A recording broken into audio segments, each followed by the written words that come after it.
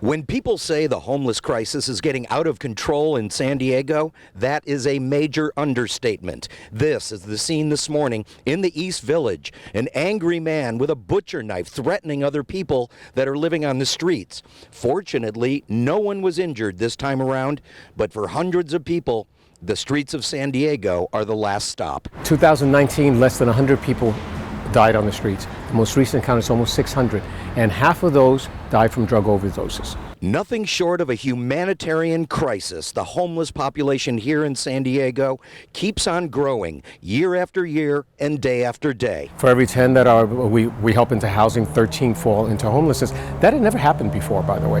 All right, so it just points to the gravity of the situation. With so many people dying on the streets of San Diego every single day, City Hall is looking to create more space and provide more help. The proposed budget for next year includes millions more for homeless services. Obviously, the money is not enough because there's still thousands of people on the streets, so we know the money's not enough, right?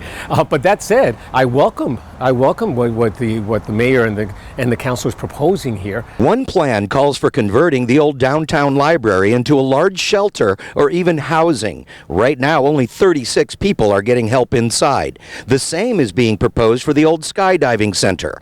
Right now, it is a homeless service center. With a building this big, however, that role could evolve into a shelter. Both of those are being viewed, my understanding is, either for shelter or for housing.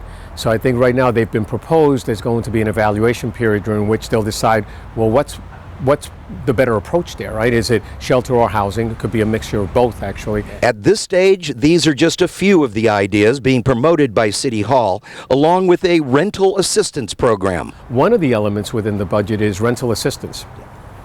You know, if we can keep people from falling onto the streets, we're in a lot better situation. But with city government, it has to be studied and studied again. Then it could be years before anything actually happens. If you've been on the streets lately, you know there is no time to waste. And that's because we need to streamline the permitting and entitlement processes. We need to also streamline the funding sources. The bulk of that, 95% was publicly funded, right? So we need to streamline those processes as well.